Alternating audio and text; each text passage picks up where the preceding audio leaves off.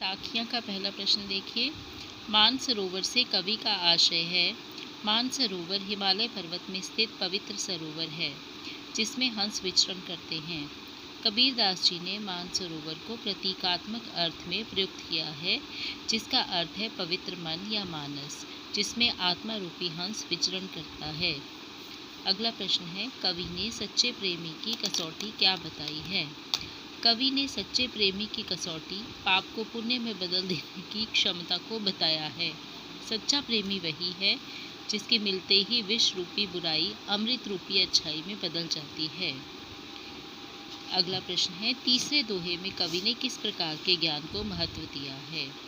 तीसरे दोहे में कवि ने अनुभव से प्राप्त सहज ज्ञान को महत्व दिया है जो मनुष्य को भक्ति मार्ग पर आगे बढ़ाता है, जीवात्मा को परमात्मा की प्राप्ति करवाता है।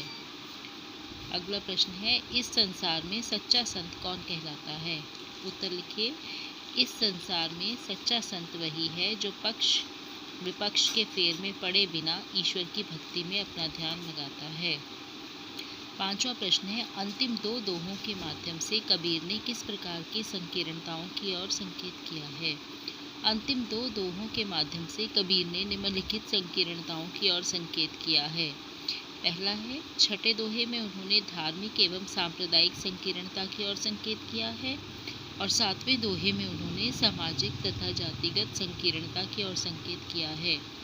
छठा प्रश्न है, किसी भी व्यक्ति की पहचान उसके कुल से होती है या उसके कार्यों से। तर्क सहित उत्तर दीजिए। आप उत्तर में लिखेंगे, किसी भी व्यक्ति की पहचान उसके कुल की अपेक्षा उसके कर्मों से होती है। ऊंचे कुल में जन्मा व्यक्ति भी यदि नीच कर्म करता है तो उसे ऊंचा नहीं माना जा सकता, वह नीच ही कहलाता है। सोने के कलश में यदि शराब भरी हो तो भी उसकी निंदा ही की जाती है। सज्जन कभी भी उसकी प्रशंसा नहीं करेंगे। मनुष्य अपने कर्मों से ही महान बनता है। सातवां प्रश्न है, काव्य सौंदर्य स्पष्ट कीजिए। हस्ती चढ़िए ज्ञान को सहज दुलीचा डारी, स्वान रूप संसार है भूकन दे झक मारी। इस साखी में कवि ने व्यंग्यात्मक शैली का प्रयोग किया है।